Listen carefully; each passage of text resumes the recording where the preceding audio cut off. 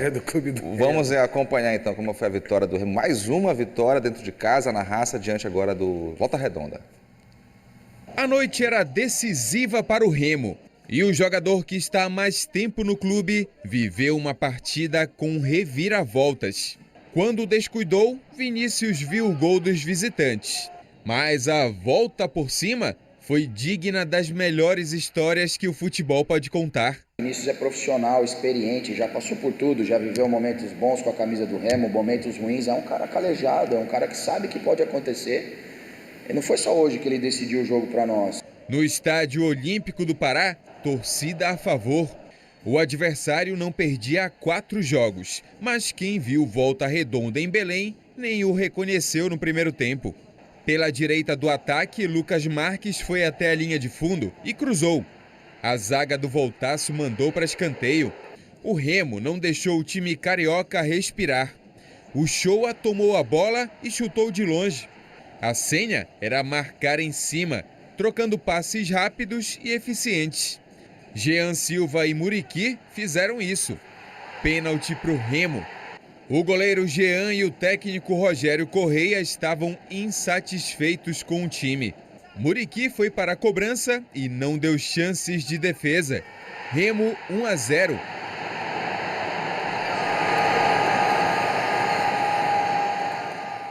Renanzinho pela esquerda mostrou que o Leão queria mais. No duelo dos sósias Ricardo Catalá e Rogério Correia, o técnico do Volta Redonda estava bem mais preocupado. Por vezes, o time dele estava assim, totalmente no campo de defesa. O Remo chegou a ter 75% de posse de bola nos 15 primeiros minutos.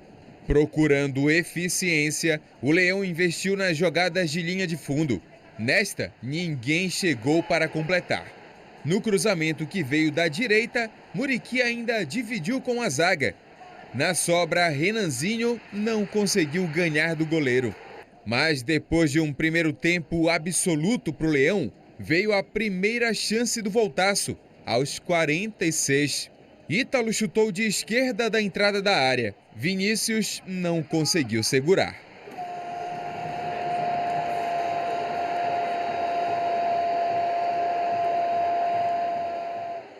Mas o Remo voltou do intervalo ligado no que precisava, a vitória.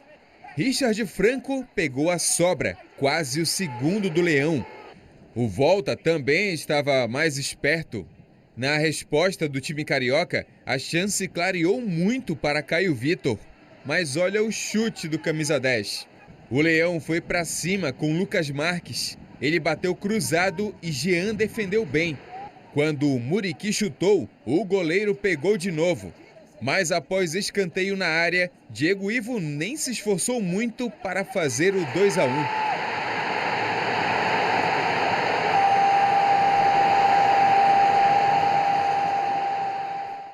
O Voltaço tentou o empate neste ataque, mas o chute cruzado de Sanches foi pela linha de fundo.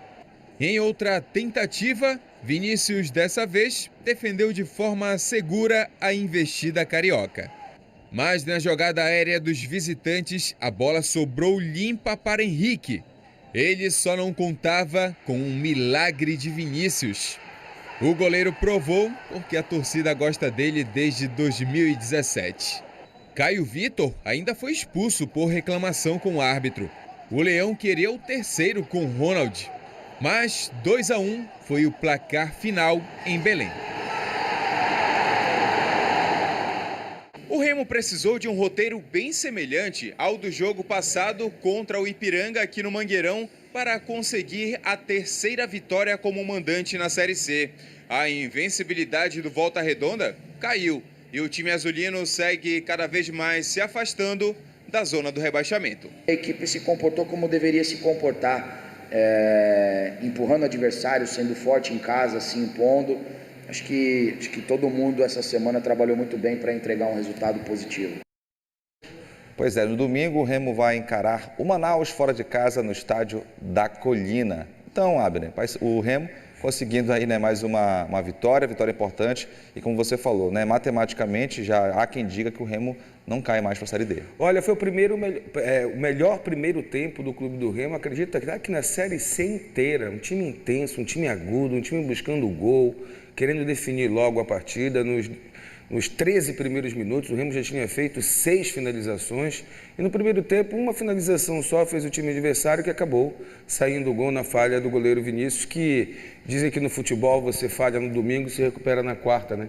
No caso do Vinícius, ele falhou no primeiro tempo e se recuperou no segundo, nessa bola que bateu no seu rosto e acabou livrando o Remo de um empate dentro de casa, que seria bastante frustrante. Se você for ver os dois últimos jogos do Clube do Remo que foram em casa, o Remo poderia muito bem ter saído com 2 empates pela oportunidade que as equipes tiveram no final do jogo, mas que parece que o vento acabou batendo, começa a bater a favor pelo lado do Clube do Remo nesse finalzinho de temporada, no caso, na Série C, mas vivendo sim o sonho ainda matemático de fazer 29 pontos, ganhar as 3 próximas partidas, e aí a gente está falando do Manaus fora de casa, está falando seguidamente do CSA fora de casa e no final fecha com Altos em Belém. Então são esses os 3 jogos do Clube do Remo, que não vou falar só, vou falar bons ventos, né? Não vou falar sorte. Quando a gente fala sorte no futebol, tem muita gente que diz que é só sorte e não competência, e fazer 2 gols na presença do seu torcedor e garantir a vitória contra uma equipe que vem forte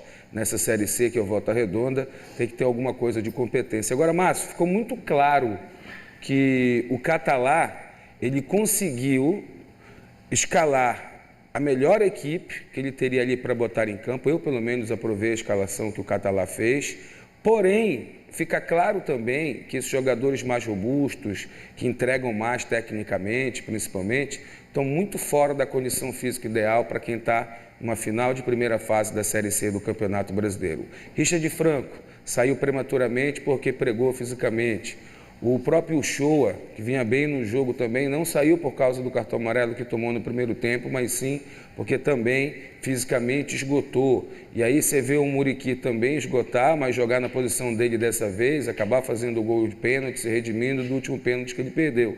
Dentre outros jogadores que também não estão com essa boa condição física e por isso o técnico é obrigado a fazer as mudanças. E quando ele faz as mudanças, é justamente no momento em que o Remo já está na frente, porém cai muito o nível e o Remo fica pegando sufoco e pedindo, pelo amor de Deus, não tem aquele meme? Acaba, pelo amor de Deus! E aí, quando o juiz trilou o apito, foi aquele alívio para o torcedor que saiu comemorando do Mangueirão.